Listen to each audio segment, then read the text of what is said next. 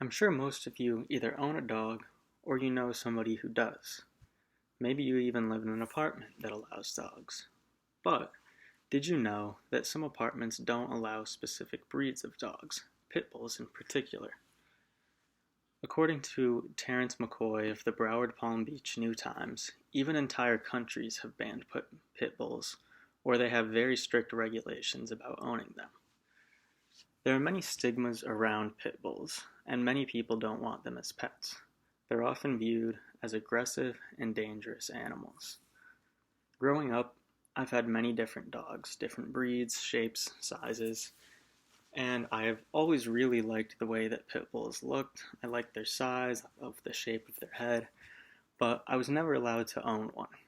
My parents were always worried that if we had a pit bull, it might bite me, my sister, a friend, or another dog.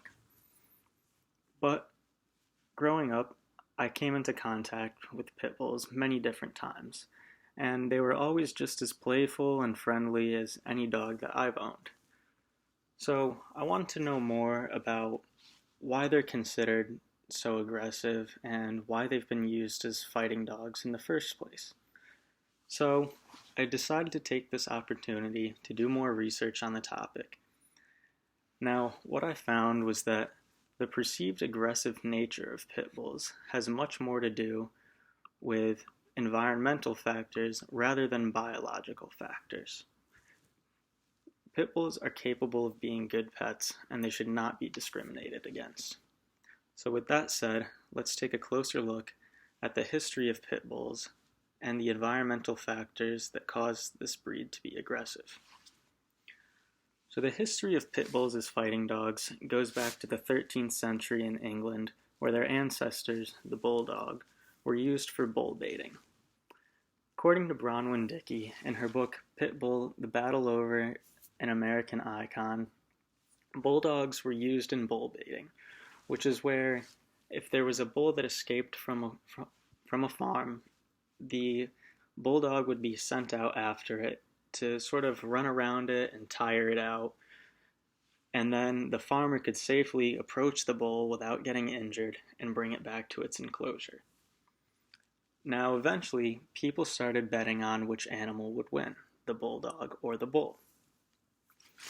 Over the years, this escalated to where they would pit two bulldogs against each other, and they'd bet on which one of them would win.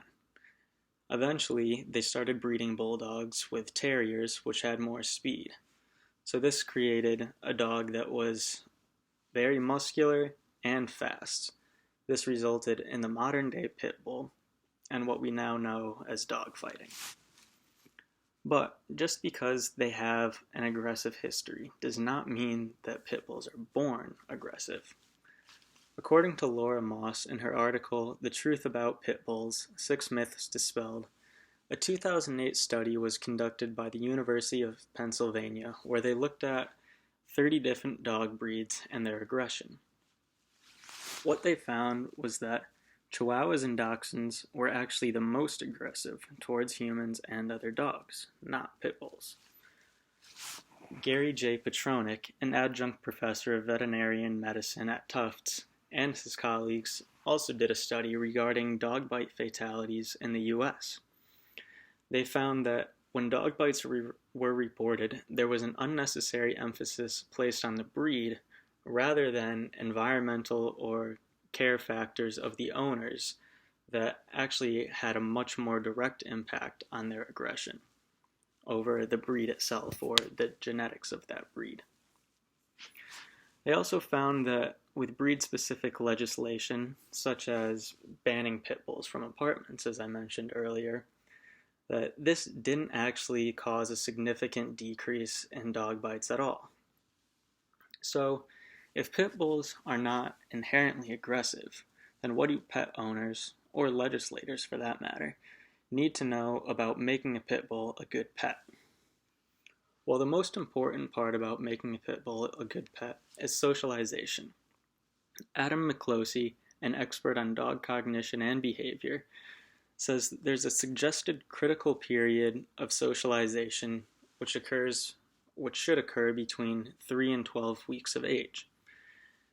If dogs are socialized with other humans or other dogs during this critical period, then they're much more likely to be comfortable around humans and other dogs later in life and be less shy.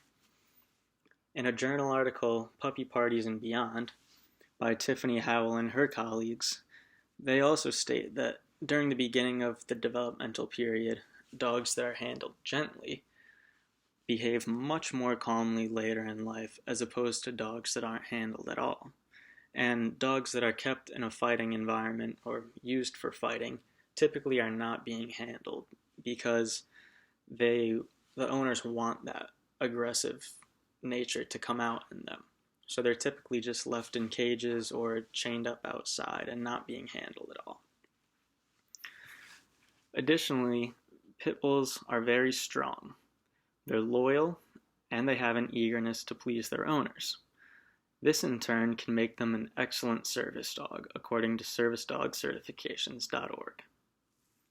So, what have we learned? We learned that pit bulls have been used as fighting dogs not because of some inherent aggression that everybody thinks they have, but because they're strong and they're fast.